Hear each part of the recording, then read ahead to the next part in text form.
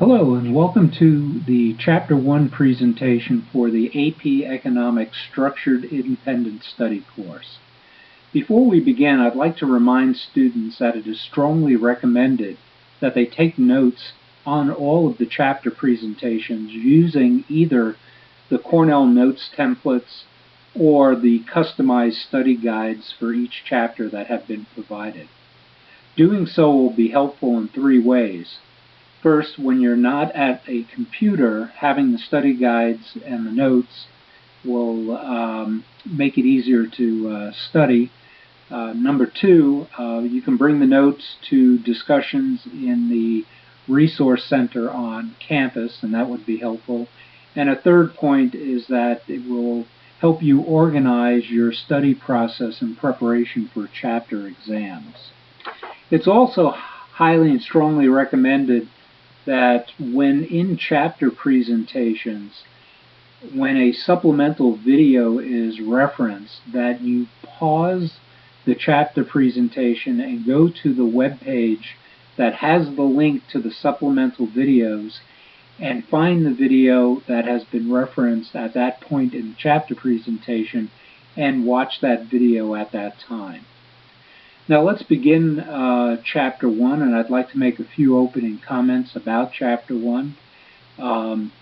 This chapter is titled What is Economics? And it is the first of the four key foundational chapters in our study. In this chapter, we will be looking at some basic fundamental economic concepts that we will build on throughout the year, and also start our look at the art of decision making. So let's begin. At the beginning of each chapter, I will provide a brief overview through a sample table of contents to give you a feel for what we're going to actually be talking about here in the chapter. So here's the brief overview for Chapter 1, What is Economics?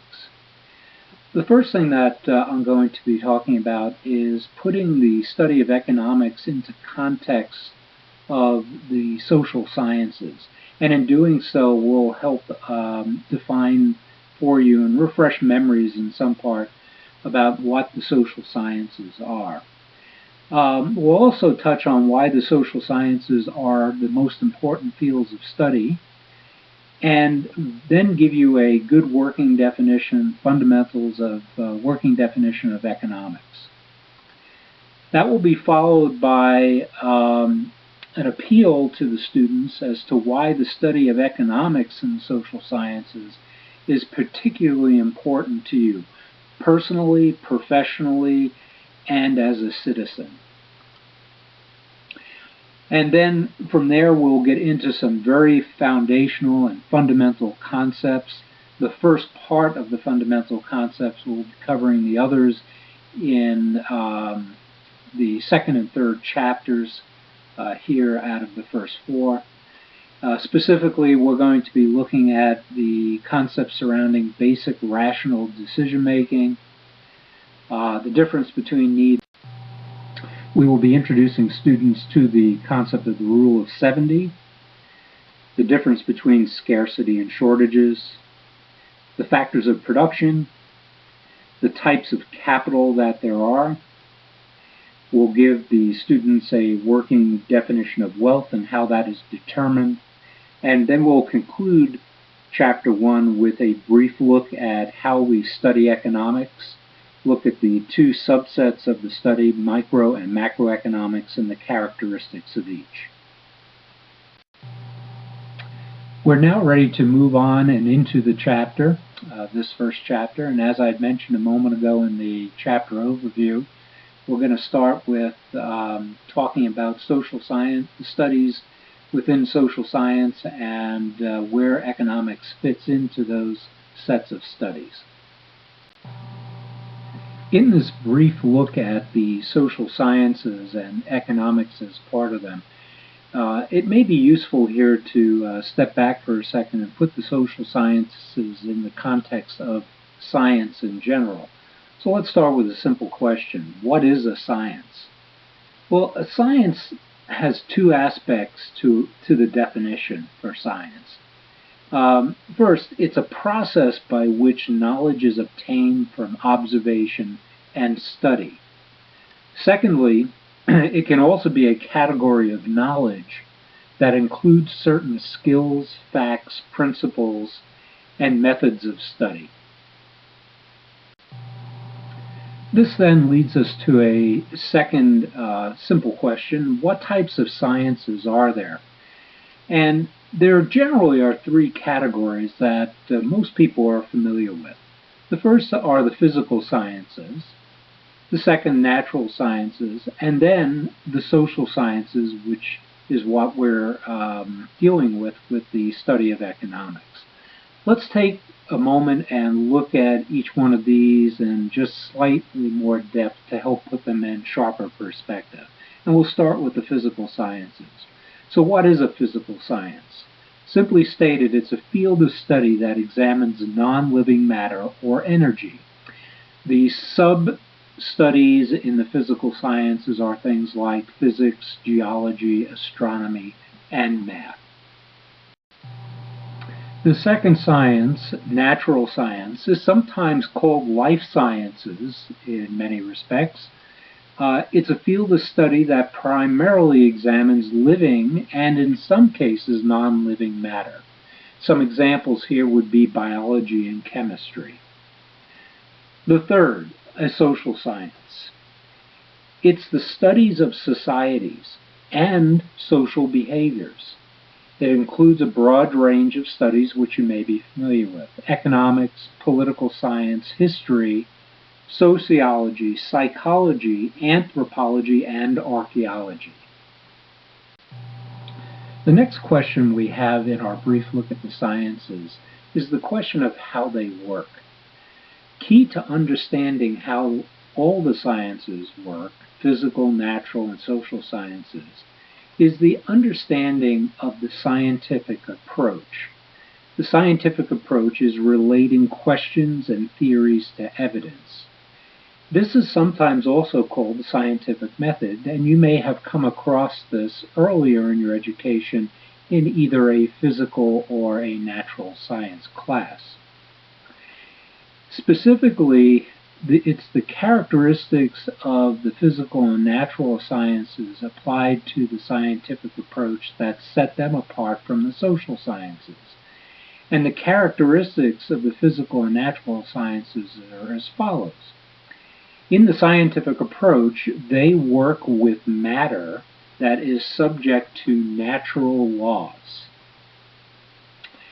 Stimuli will cause stable and predictable responses based upon those natural laws.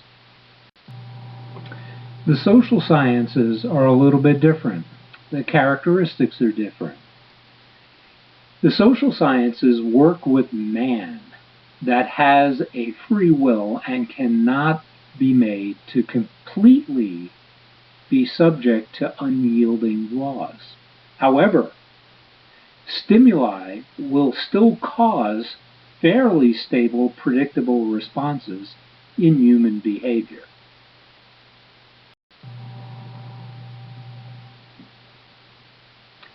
Now that we have taken a look at the similarities and the differences between the sciences, we can take a closer look at the social sciences and why many people consider them the most important fields of study.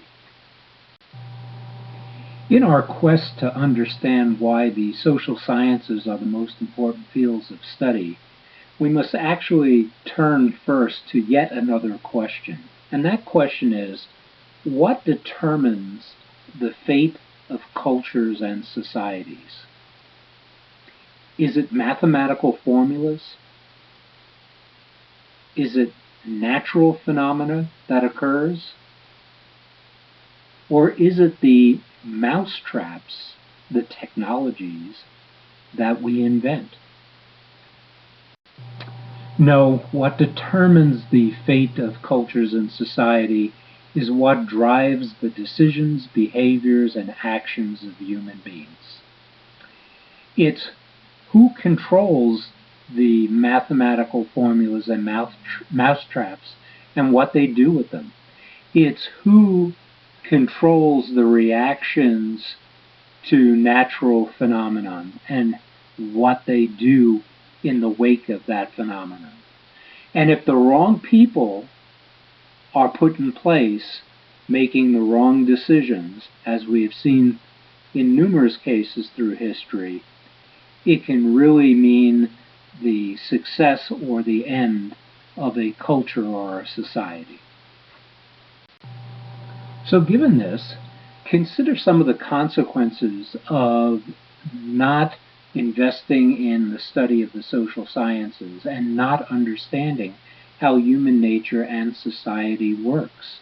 I'll give you three points to consider.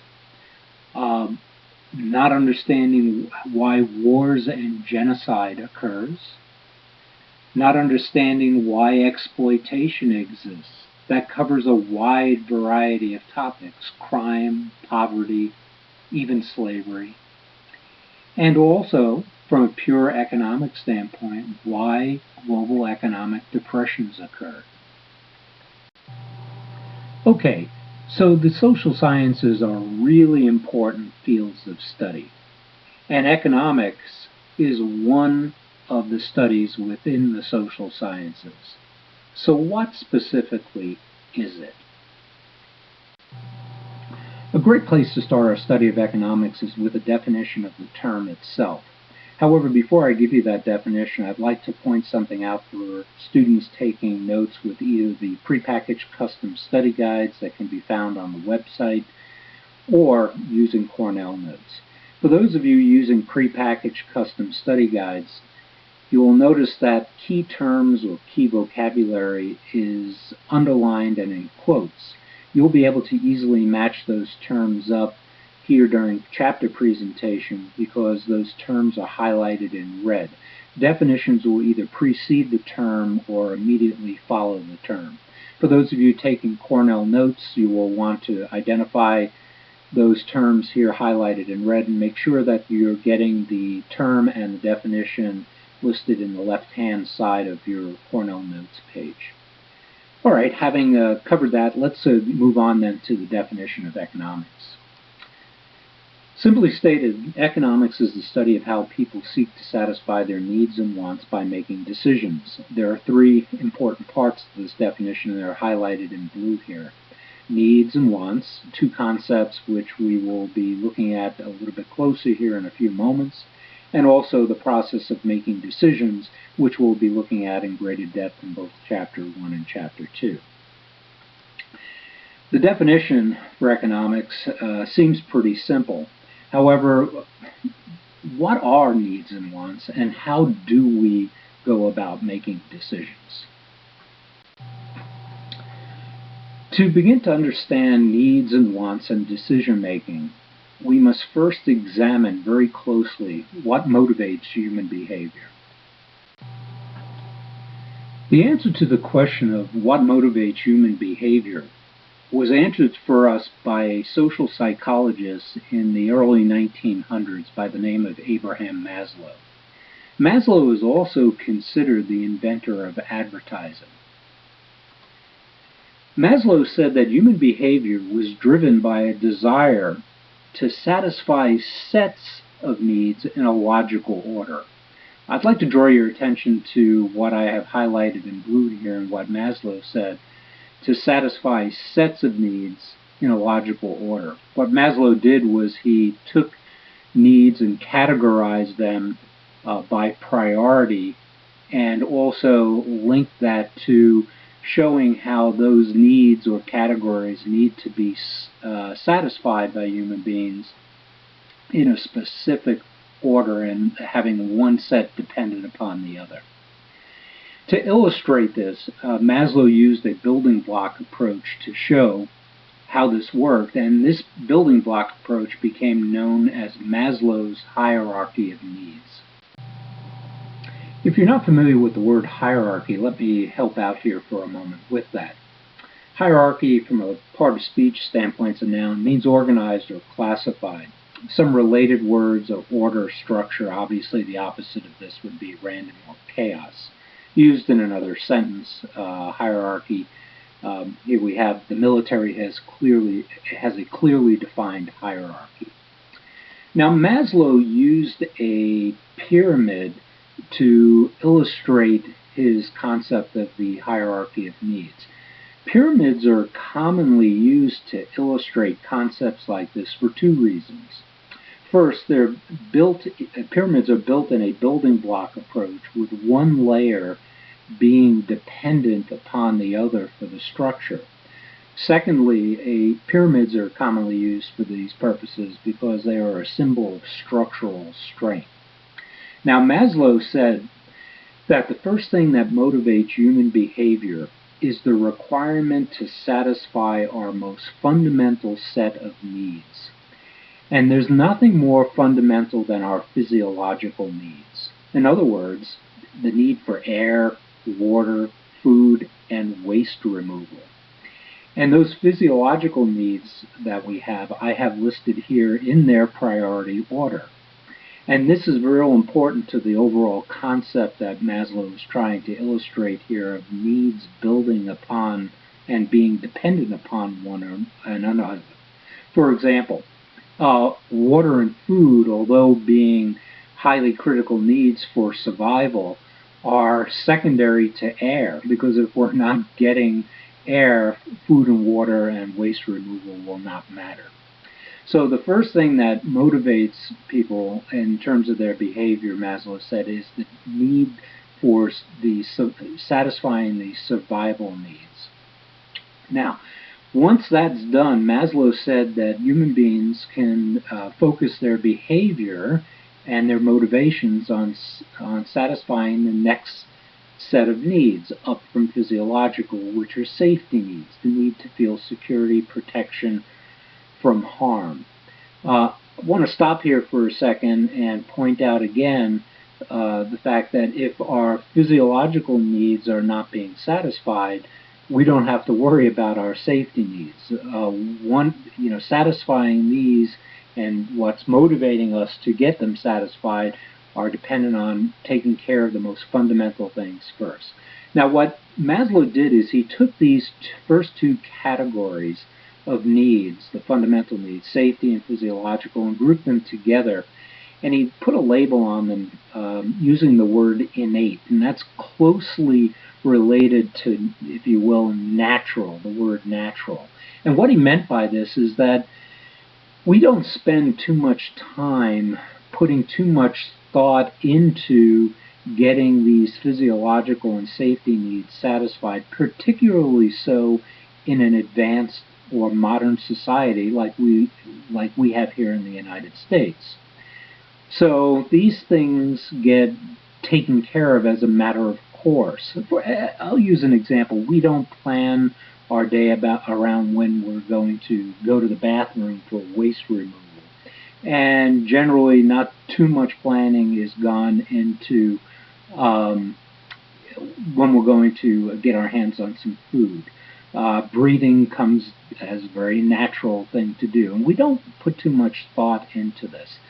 So he called these first two categories innate needs. Oh, and I should point out here that that isn't always the case in every society around the world. There are some that are not modern societies where people are clearly focused on a minute-by-minute basis, day to day, on getting physiological needs satisfied, where their next meal is going to come from, where they're going to be able to source water.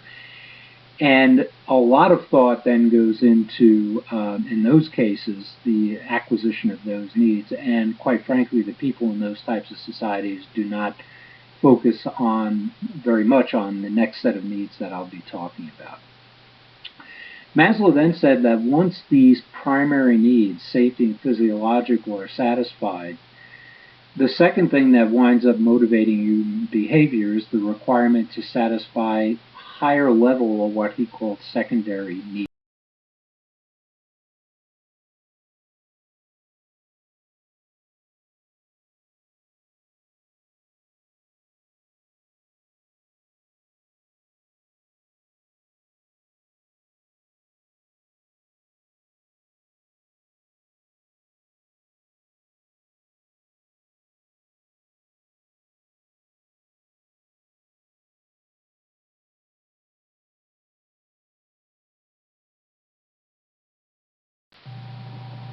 If you're not familiar with the word hierarchy, let me help out here for a moment with that. Hierarchy, from a part of speech standpoint, is a noun, means organized or classified. Some related words of order, structure, obviously the opposite of this would be random or chaos. Used in another sentence, hierarchy, here we have the military has a clearly defined hierarchy. Now Maslow used a pyramid to illustrate his concept of the hierarchy of needs. Pyramids are commonly used to illustrate concepts like this for two reasons. First, pyramids are built in a building block approach, with one layer being dependent upon the other for the structure. Secondly, pyramids are commonly used for these purposes because they are a symbol of structural strength. Now, Maslow said that the first thing that motivates human behavior is the requirement to satisfy our most fundamental set of needs. And there's nothing more fundamental than our physiological needs. In other words, the need for air, water, food, and waste removal. And those physiological needs that we have, I have listed here in their priority order. And this is real important to the overall concept that Maslow is trying to illustrate here of needs building upon and being dependent upon one another. For example, water and food, although being highly critical needs for survival, are secondary to air, because if we're not getting air, food and water and waste removal will not matter. So the first thing that motivates people in terms of their behavior, Maslow said, is the need for satisfying the survival needs. Okay, Maslow made it pretty clear to us that survival obviously drives our desire to satisfy our innate needs. But what drives our desires to satisfy the acquired needs? This is a real important question. And you must understand the answer to this to be both a professional and a personal success in life. The answer to this question is the strengths and flaws in our personalities. If you're not familiar with the word flaws that's used here, it's a noun as a part of speech, an imperfection that's often hidden and can cause failure. Used in another sentence, the bridge collapsed because it had a flaw, an imperfection, in its support structure. Abraham Maslow's work in the study of motivation and human behavior was further enhanced by one of the most famous philosophers of the modern age, Ayn Rand. And Rand taught us about the roles of our personality strengths and flaws in this process of satisfying those acquired needs. Rand said that when flaws in personality drive the pursuit of the acquired needs, a profile of an individual looks like the following. With regard to social needs, they are defined by others. In the study of psychology, a psychologist would tell you that somebody defined by others would be a codependent person, meaning that they're living solely or primarily to please other people, and they really don't have a sense of identity, self-identity. Rand said that also individuals profiled this way are, from an esteem standpoint, are living only for positive strokes. You may know somebody in your life that really has a bad day if they're not continually reinforced that the things that they're doing have value, or they personally have value and are accepted by others. The next part of the profile, Rand said, is that individuals that fall into this category are motivated only by the vision of a group. We talked about codependency and not having a sense of self-identity. It's just closely tied to this as well, that they don't feel as though they have goals and objectives on their own, that they're more closely tied to what a group is doing. Psychologists and sociologists would tell you that a profile of an individual fitting these three characteristics is very common in our societies today to be, as an example, a gang member. Fits this profile very, very closely. This type of profile, Rand said, and pretty much holds true, generally results in a life that's unfulfilled, many times being unhappy, aimless, and possibly end in ruin. If you're not familiar with the word ruin, it's a noun, total destruction, making something formless, useless, or valueless. Some synonyms: destroy, disintegration. The opposite of this, of ruin, is obviously to build and enhance. Used in another sentence, after the battle the city lay in ruin.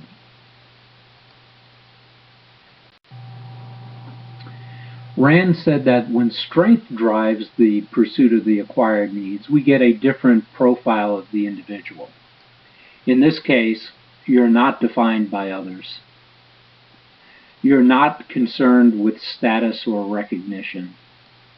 And the individual has their own vision, purpose, and mission in life. This mix of traits generally result in a life that is fulfilled, happy, accomplished, and probably will produce great success. Ayn Rand also said something very interesting about both the strong and the flawed in the way they go about satisfying their acquired needs. And what she said was that there are two tools that are used by both the strong and the flawed in the pursuit of their acquired needs. If you're not familiar with the word pursuit as it's used here, it's a noun. It means the act of chasing. Used in another sentence, he was focused on the pursuit of his dream to become a doctor. The two tools that Rand refers to here are power and money. And here's how the strong and the flawed go about using these tools to acquire those and satisfy those needs. She said the flawed rely on these tools, power and money, heavily for the self-serving purpose of acquiring their social and esteem needs, while the strong use these, power and money, to achieve their highest level need, which is realizing their vision and their mission. Again, if you're not familiar with the word realizing as it's used here, it's a verb to comprehend completely, to make real, actualize, gain, or achieve are synonyms. She rejoiced upon realizing her goal of graduating from college. Now, having looked at the ideas of Abraham Maslow and Ayn Rand, you may be asking yourself, what do they have to do with the study of economics? Well, they have a lot to do. It's through the ideas of Maslow and Rand that they define the foundation by which we can begin to analyze decision-making. And decision-making is a very important part of the study of economics. At this point in the chapter, it's also a good time for me to remind students that every chapter has a set of primary and secondary level supplementary videos that can be found through links on the course website.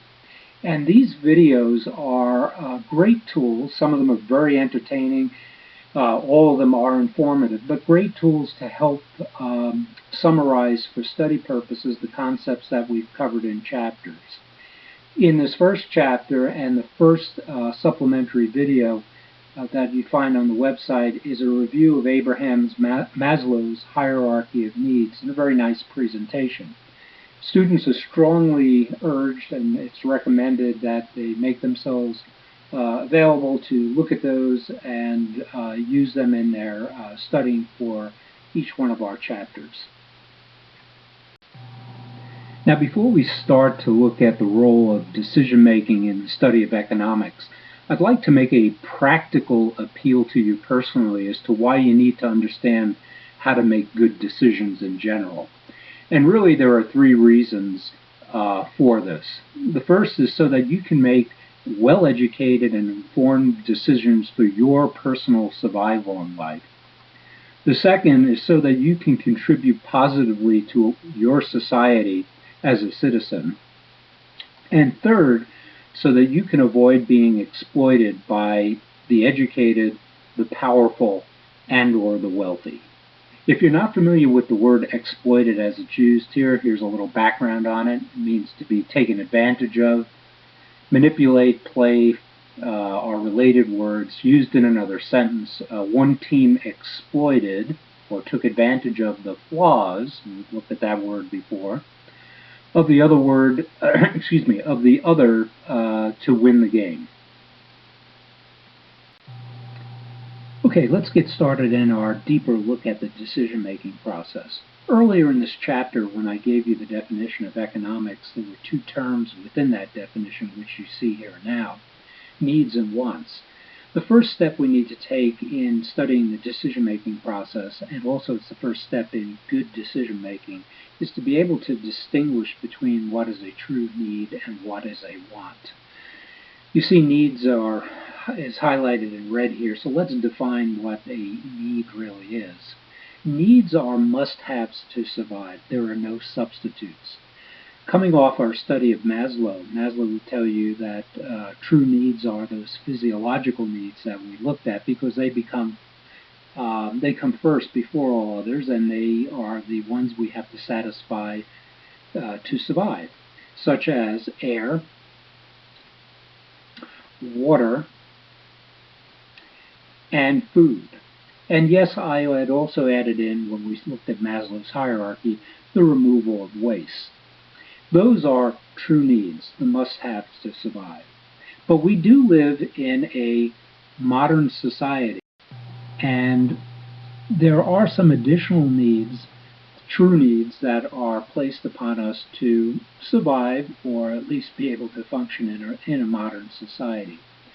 Most people would say, in answer to this question as to what those might be, would be shelter, but that's not necessarily the case. We have plenty of people in our society that live every day without shelter. The homeless, you can find the homeless in all cities and towns, across the country. So shelter is not a true need, and quite frankly has not been a true need for mankind from the beginning of time, because very early on human beings lived without shelter. But what other true needs are there for a modern society? Well, we actually have some laws in place that prohibit us from walking around without clothes. So clothes fall into the category in a modern society as being a true need. Now, think about this for a second. Air, water, food, clothes. They seem like simple decisions to make regarding acquiring these things, but you'd be surprised as to how many people can actually have difficulty with this. And we're going to take a look at that now. Now, with regard to any decision that we make, but particularly with regard to our needs, we should be striving to make rational decisions. If you're not familiar with the word rational, here's what it means. It means informed, logical, and well thought out. Now I'm going to give you two examples to think about here, decisions that were made. And I want you to think about whether these were rational decisions. Here's the first. Is this the right food to be eating? A number of you are probably looking at this picture and saying, sure, because it tastes great. But is it the right thing for you health-wise? How about this? Are these the right amount of clothes? In particular, look at the shoes. How many pairs of shoes does one really need? But take it a step further and think, what were the costs associated with that?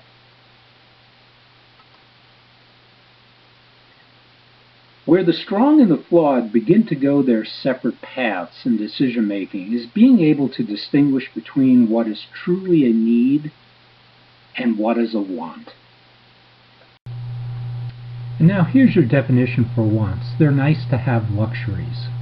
If we go back to our example with the shoes, granted, shoes being part of clothing are a need in a modern society, but 40 pairs of shoes are certainly a luxury.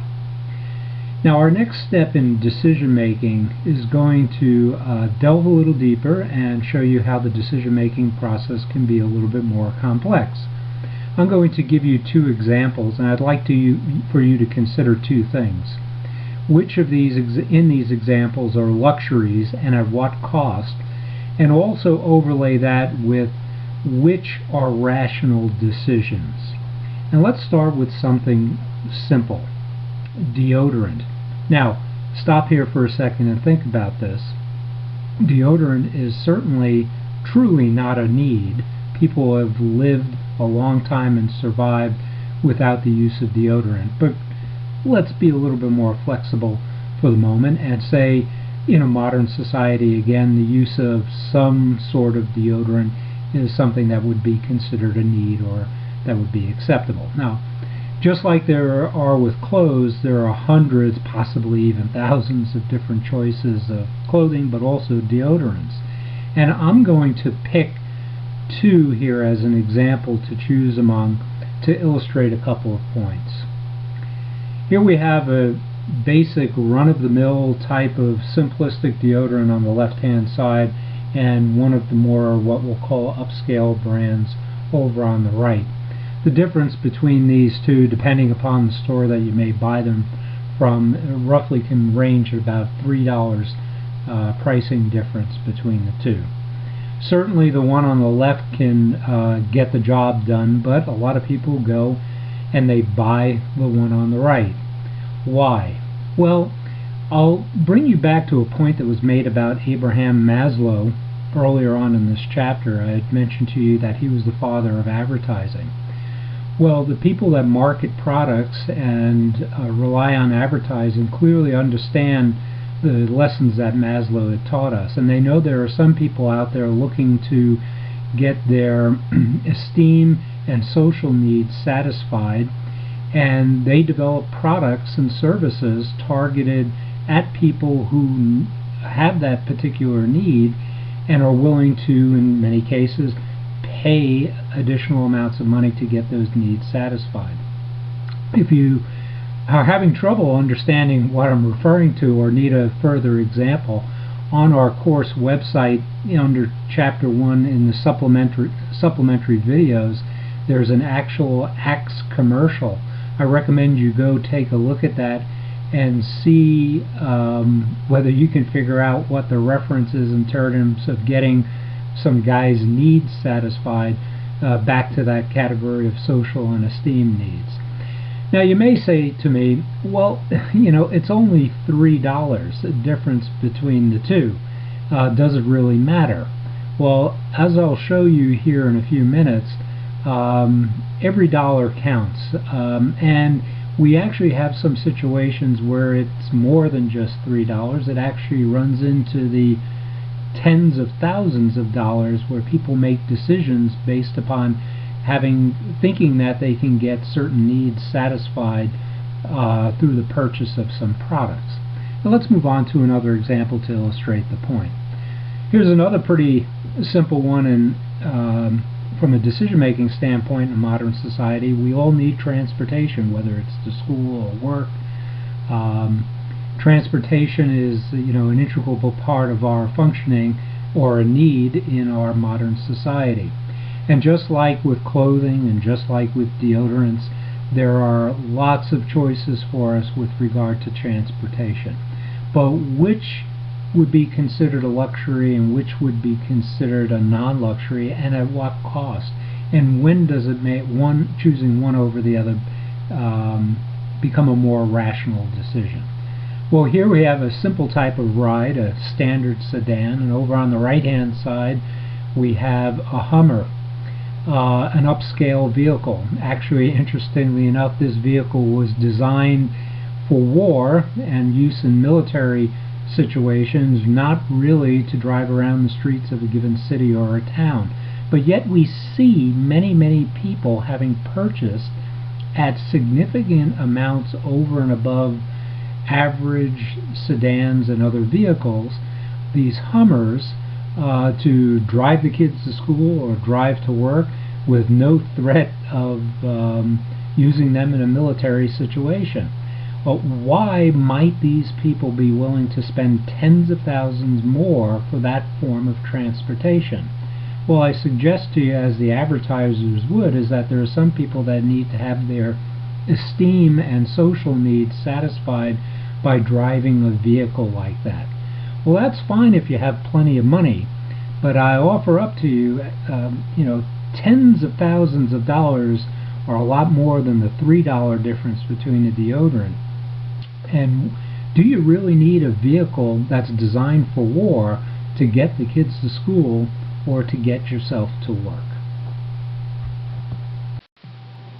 I guarantee you that someday you will hear someone refer to a person who buys an Axe-like product for their deodorant or a Hummer for their transportation needs as a lemming. What we're trying to do with our study of decision-making in depth is to make sure that you don't ever put yourself in the position of being labeled as such. The fact that we have had people in our society out making irrational decisions and earning the label of a lemming from others is because up until recently we have not had the study of economics and decision-making as an integral part of the foundation of a high school education. This has also led to some other challenges for us in our society, which I'll talk about now. The ability to make rational decisions is so very important to us, personally, professionally, and as citizens for our society. A few moments ago I had mentioned that as a result of not having a focus on economic studies and decision-making studies, our society has run into a number of challenges. I'm going to talk about those here now, and I'm going to start with on the personal side and specifically talk about personal survival. And I guess even more specifically talk about personal financial survival. And the first thing I'm going to focus on is the savings rate for Americans. Savings rates are important for societies as well as individuals. For societies, it's the savings rates and how much money is put away in savings is a primary driver of economic growth. We'll talk more about that a little bit later on in this chapter and some of the chapters to come. From a personal standpoint, savings rates are important for two reasons. Number one being that but through savings we can more effectively plan for our acquiring our true needs, and secondly we can also effectively plan for when some unexpected event occurs to keep ourselves in good order by having resources in terms of money to go and take care of the things that need to be taken care of. Some societies have a savings rate of their citizens approaching 40%. Here in the United States, at one time we were fairly good savers, but the rate of savings over the past 60 years has declined significantly, and in recent years has actually been negative 2%. If we look at this a little bit closer, we can see that we certainly have had a problem. In the past 60 years, our savings rate has plummeted from a high of 10% into negative numbers, roughly running at 114% plunge over 60 years. Now you might question, where is this money going? I suggest to you that those couple of dollars in terms of the deodorants that we choose become important. Those tens of thousands of dollars based upon automobiles that we choose become important as well. They become important because if we're spending the money on things that we don't necessarily need, we run into situations like this. When things do go wrong, or we need to rely on the resources that we have worked hard for and put away, if they're not there, we get ourselves into some very, very difficult positions. This is evidenced by the number of consumer bankruptcies having increased significantly over the past 20 years. people do not have the money resources saved to address hard times or changes in their conditions.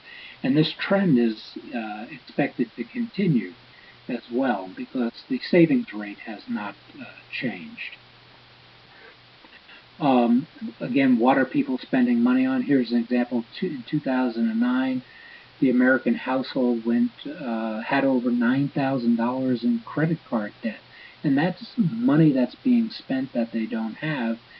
And what compounds the concerns there is that on the $9,000 on average, they paid over $1,300 in interest on that. So that brings up another question here. Could people possibly be not savings because it costs too much to live? And as a subset of that, how much does it cost to live?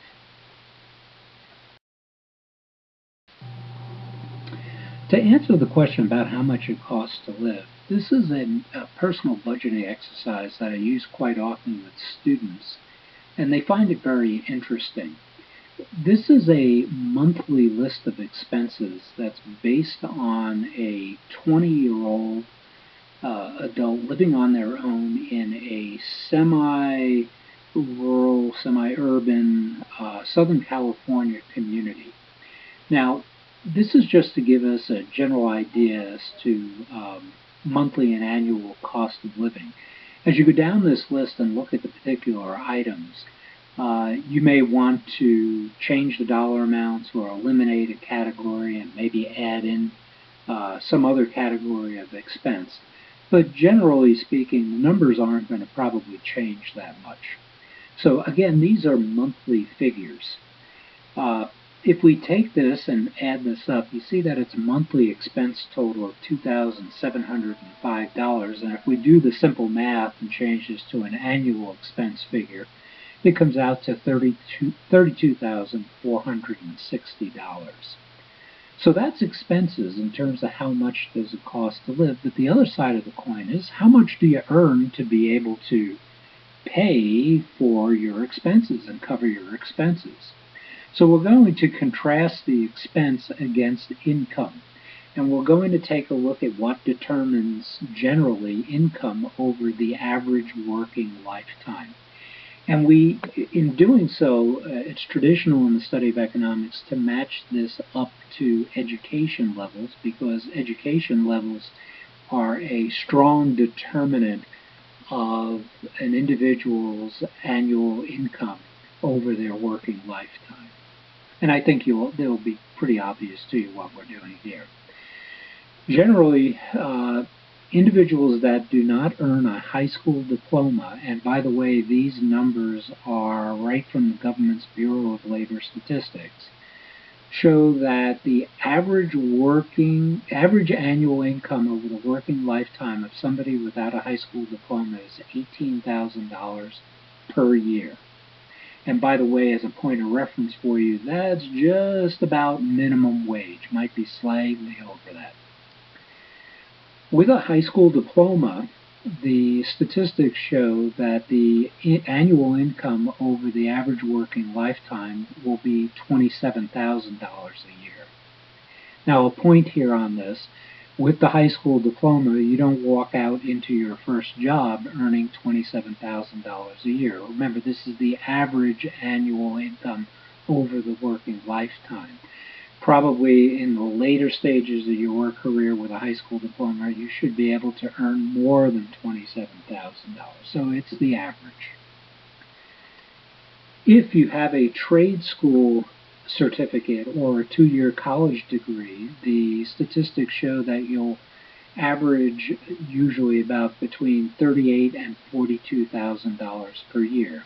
And another point about these figures is that this also assumes that you actually get up and go and do something. Okay, if you just having a diploma or a degree does not guarantee this. You actually have to put it to work for yourself. A 4-year college degree shows that the average annual income is $57,000 per year. Now, if we stop here for a moment and look at our annual expense total, we see that it's not until you get to the four-year college degree education level that you start to get some separation here between expenses and income. And you'll note, please, that on the list of monthly expenses, there down at the bottom, you see that savings has a question mark against it. Savings are important for the unexpected, but also savings are important for something else which we'll talk about here in a few minutes in terms of what it can do for you over the long term in terms of retirement and some other financial protections. There is another category of education, an advanced degree such as a master's degree or a doctorate. The studies show that the average annual income for people that put that to work is $74,000 a year. The value of an education, well, if we just look at this expense stream, we can see that the level of education is, in some respects, priceless because it gives you the breathing room to cover the expenses for a living. Our brief and simple budgeting exercise has helped us just begin to scratch the surface on the importance of financial decision making and investing in oneself from an education perspective. As we've seen through the annual savings rate for Americans, much of the American public has struggled with financial decision making. And at this point, I want to reference the students on to the supplementary video on our website. It's a Reason TV video on United States citizens living large that could help put the struggles of the American public in this area into further perspective. So if we start to make good financial decisions for ourselves for our personal survival, how can we become financially secure? Anyone can become financially secure if they understand and leverage the rule of 70. In the studies of math and investing, this is also known as the compounding rule. In a moment, I'm going to tell you how this works. But before I do, I'd like to share a testimonial with you about just how important understanding this concept is. The testimonial comes from a person that is considered one of the most intelligent people ever to have lived, Albert Einstein. Albert Einstein said that the rule of 70 is the greatest mathematical discovery of all time. In fact, it's the eighth wonder of the world. That's a pretty strong endorsement from a pretty bright individual. So here's how it works. The rule of 70 shows us how fast an investment will double by dividing the rate of growth into the number 70. So let's take a look at an example of how this works. And let's say we have $1,000 that we can get a 10% interest or growth rate on. We want to know how long it will take for that $1,000 to turn into $2,000 at that growth rate. Using the rule of 70, we simply take the 10% growth rate and divide it into the number 70. And it tells us that it will take 7 years for that $1,000 to turn into $2,000. This usually leads to the next question that gets asked, which is how do you get the money that you invest to double faster and to reach financial independence and security quicker? Well, there's a couple of things you need to do. First, work with a financial advisor to find the best and safest growth rates possible for your money.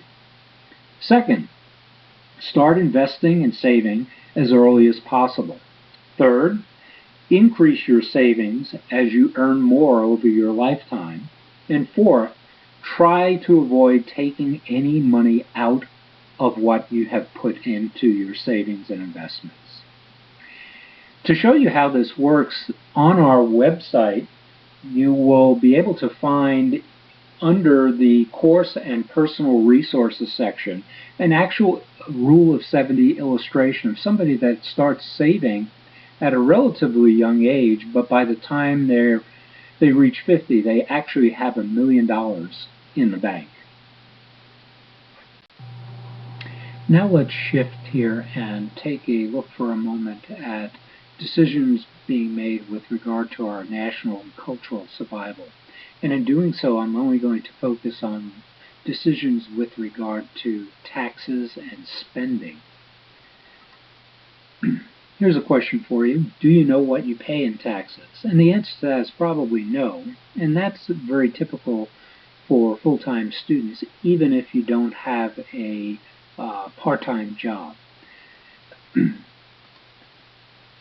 Another question, what does the government do with your tax payments if you do pay any taxes? Or for that matter, the tax payments that are made by your parents and guardians, both personally and professionally. What the government does with it is, just like an individual, it takes the money and it spends it on various services and creating other things such as public goods, which we'll talk about in upcoming chapters. In doing so, they have to pay people for services and for products, just like any individual has to pay for things. And that brings up this concept of a deficit. What is a deficit? It's spending more money than you take in. And an individual can do this as well as a government. You may be asking, well, how can you spend more money than you take in? Quite simply, to do that, you wind up borrowing it. And remember, there's a cost associated with that. When you borrow money, you have to pay money or interest for the privilege of borrowing the money. Now, just a moment ago, I talked about borrowing money to cover a deficit. And that brings me to the concept of debt. When people talk about somebody's debt or the national debt, we're talking about the accumulation of deficits and the interest that's paid to borrow the money to cover the deficits. The national government, the federal government of the United States, has been running deficits for quite some time. And they've been borrowing money and paying interest so that they can cover the deficits. Now, should we be worried about that? Well, I believe we should. The federal government is no different than an individual. The debts will need to be repaid at some time. At the moment, the federal government has accumulated over $16 trillion in national debt. Now, $16 trillion is a difficult number for people to get their minds around. So we're going to spend a moment here to try to put that into some perspective for you, which will also help you understand the enormity of the challenge that faces us in paying that down. Okay, the United States national debt is in excess of $16 trillion. That's an awfully tough figure to get your mind around. What we'll try to do here is give you a point of reference for that, and we'll work on trying to paint a picture for you as to what $1 trillion would look like, and then you can take it from there and try to visualize what the 16 plus trillion might look like. We'll start with a $100 bill. It's currently the largest U.S. denomination bill in general circulation. I don't know if everyone has seen them, but I certainly know that fewer people have owned them or had one in their pocket. And if you did, it would be guaranteed to make a friend wherever they go. All right, we'll take it up from there. A packet of 100 $100 bills is less than a half-inch thick. That contains a total of $10,000, and it can fit easily into your pocket. And this next pile that we're looking at in this illustration is $1 million. In other words, it's 100 packets of $10,000. And technically, you could fit that into a grocery bag.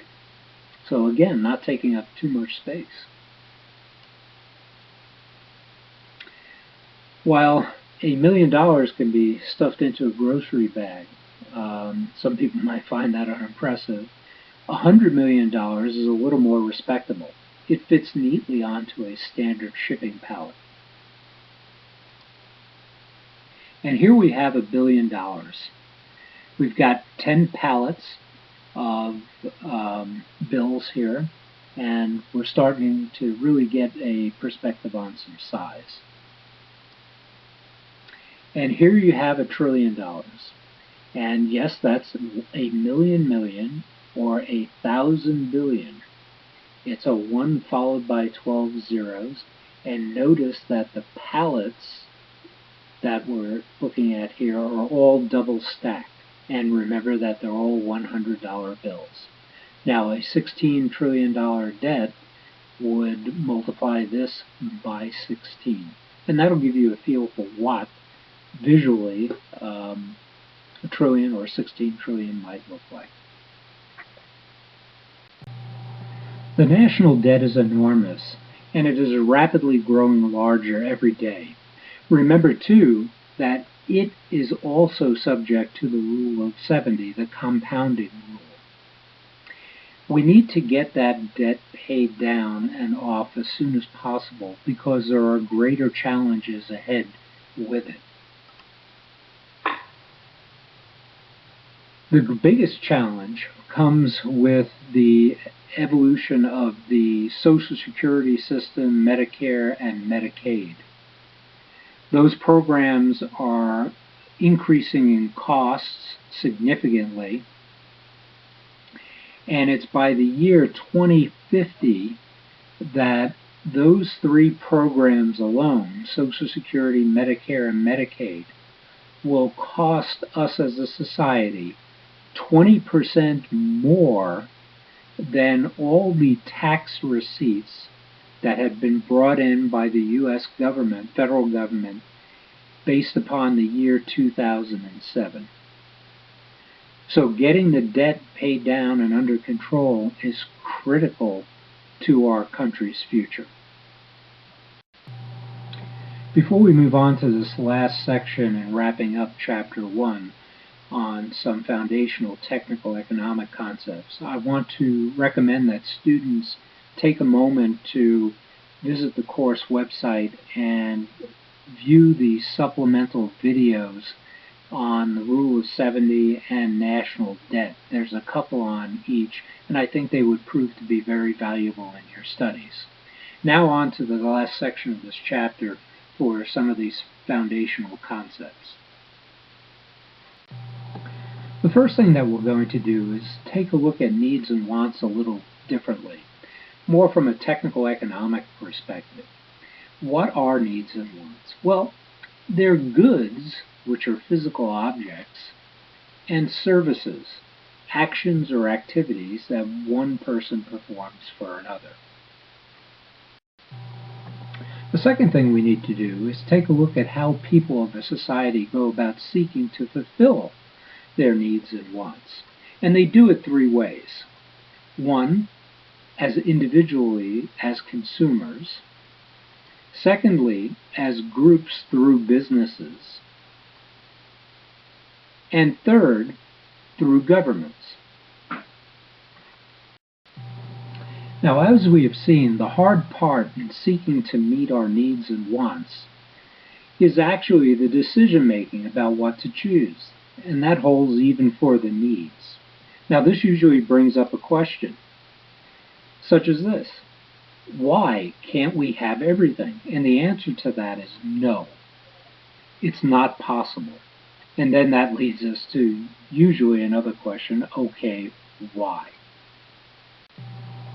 The answer to the question why is because all the resources that we use to provide goods and services are scarce. And what we mean by that is that the resources are limited in quantity. In other words, how much of them that there is. Now, please don't confuse the concept of scarce or scarcity with the concept of a shortage. A shortage is not producing the resources that we have up to the capacity that we can produce them. We'll look at two examples here to illustrate the differences between scarcity and shortage. Earlier in your education, somebody may have explained to you the difference between renewable and non-renewable resources. Renewable resources can be replaced. A classic example would be a tree. We use the wood from trees for a variety of purposes, and usually when one is cut down, a tree is replaced so that we have a continuing supply of the resource. A classic non-renewable resource is oil. There's a limited amount of oil on the earth that's used for a variety of purposes, but once it is all used, it's gone. We use the non-renewable resources conveniently to illustrate the concept of scarcity. And I'm going to use oil to illustrate that concept. I pose the question, why does the price of oil continue to rise? Well, oil is a very valuable resource, and demand continues to increase. And there's less and less oil every day. It's a scarce resource. Now, to illustrate the side of shortage, or the concept of shortage, we'll use this situation. Suppose that farmers have a record crop of lettuce. And what we mean by that is that the resource of the land is used to its maximum, and it produces the maximum amount of lettuce that it could produce. But no lettuce makes it to market, to the store shelf, because of a trucker strike. Here our problem is not production of the resource. We had a record crop of lettuce, but no lettuce gets consumed because of the trucker strike. In other words, in the stores and on the shelves, there's a shortage. It was not a resource problem. I'm now going to come back to the concept of goods and services to introduce you to the next foundational economic concept. Goods and services are put together with three building blocks. We call them the factors of production. For all you mathletes in the class, you'll recognize this as being very similar to a mathematical equation where variables or factors are multiplied together to produce something. We're talking about the same concept here. Factors, as it's used in this sense, for those of you that may not be familiar with the word or remember it from math class, a factor is one that actively contributes to an accomplishment, a result, or a process. Many times we call factors variables. Synonyms are elements, components, or an ingredient part. And you see here related words, cause, agent, an instrument, or a number. Used in another sentence, weather was a factor in the outcome of the game, a variable in the outcome of the game. The factors of production, there are three, and we like to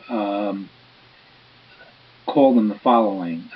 There's land, which represents natural resources. A few moments ago I talked about oil and trees. Water would be included in this. Any natural resource we classify generally as land. There's labor, the second factor of production, the effort that a person devotes to a task and is paid for. And the third factor of production is capital.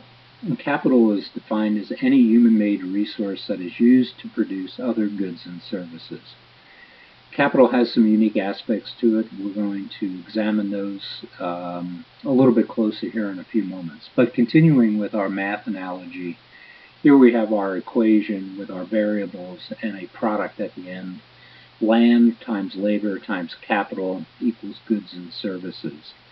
This equation is very important to businesses and societies that are both interested in producing goods and services. And if a business or a society does not have access to one of these factors, they need to find a way to secure access to that factor so that they can produce goods and services. That's one of the reasons why businesses and nations trade. We'll get into that a little bit deeper as we move forward in the semester. Another way I'd like to illustrate this concept of how important the factors of productions are is to use an old-fashioned three-legged stool. You may have seen one of these that people use to reach something high on an upper-level cabinet or something of the like, where they step on it to raise themselves up to get their hands on whatever they're looking for. Well, a three-legged stool has usefulness when the three legs are properly supporting the platform. And you can think of the factors of production, land, labor, and capital are the legs of the stool that help us produce goods and services. It's a very simple illustration that helps to really define the importance of the factors of production to the production of goods and services. Now, some people in some studies, sections of studies of economics, say there are actually four factors of production. In the classic study of economics, we really focus on the three: land, labor, and capital.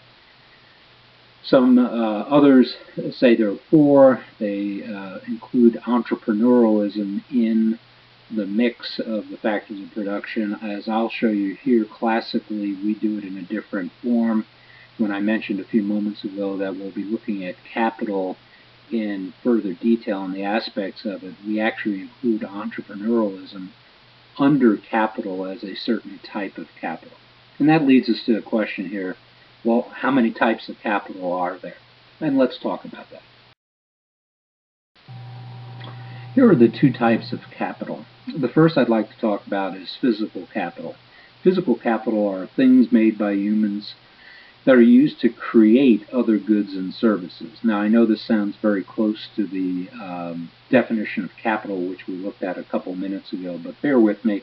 I think you'll see the difference between the two types pretty clearly here in a moment. So what's an example of physical capital? I'm going to use first the example of a tractor. A tractor is physical capital. It's made by humans and it's used to create other goods and services, crops as an example. We get three general benefits from physical capital. Stop and think here for a second of the farmer who, before tractors were invented, had to plow their fields with horse-drawn plows. There was a limit to the amount that they could get done using horse-drawn plows, and with the tractor, we were able to give farmers extra time to actually do more, get more done, plow a greater number of fields, and therefore produce more crops.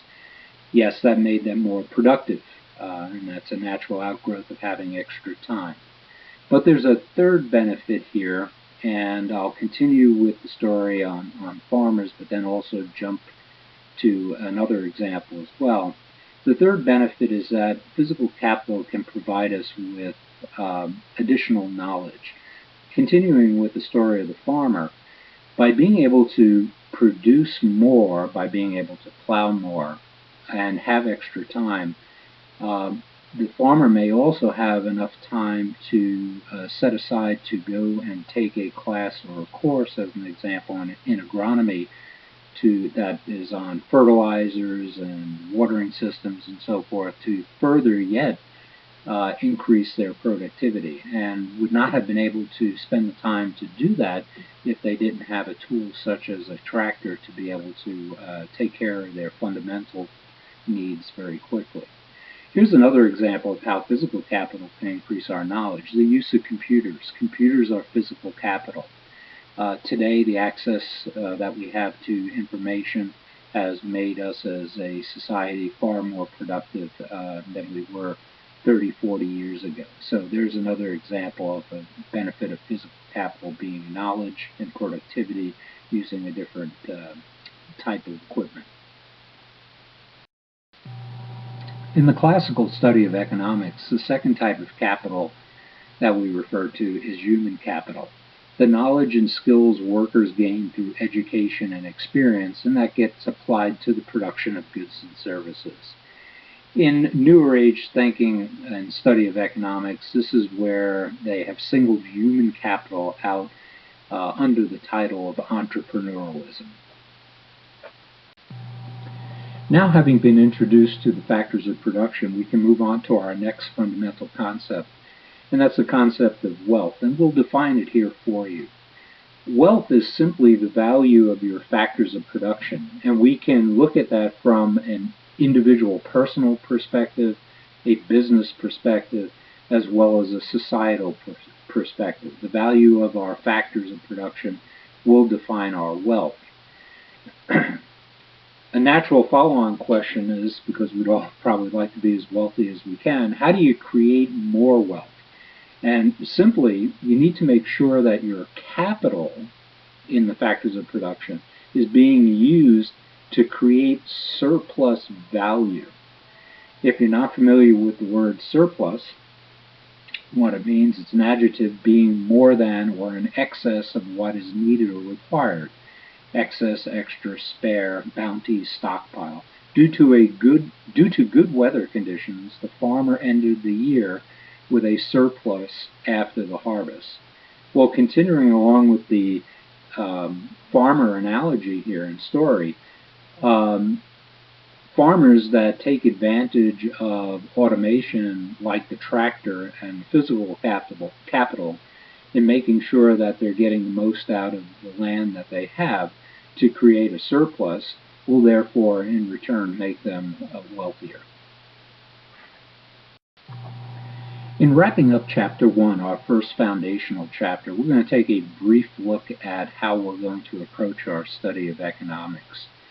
Generally, the study of economics is broken into two broad sections, one being microeconomics and the other macroeconomics. It's always good to have a solid foundation having been built in microeconomics to better understand macroeconomics. So we spend the first half of the year of our study in the area of microeconomics in preparation for the second half of the year in our study of macro. So let me give you a couple of characteristics about what the two studies actually look like. Microeconomics is really the study of fundamental economic concepts and decision-making, for example, which we've done here in Chapter 1 and we will continue to do in Chapter 2. Also, it's the study of how resources are used, as well as how markets and businesses are organized and work. On the other hand, with the study of macroeconomics, we step back and look at the big picture. Macroeconomics is the study of methods of managing the overall economy. We look at broad measurements of an economy, such as overall growth and trade. And we also look at special challenges, such as inflation, poverty, and unemployment, and how to manage them. I want to remind students that on our course website, you will be able to find a video, supplemental video, that helps explain the difference between the component parts of the study of economics, micro and macroeconomics. Strongly recommend that students spend a few minutes to view those videos, as well as all the other videos related to, supplemental videos related to Chapter 1.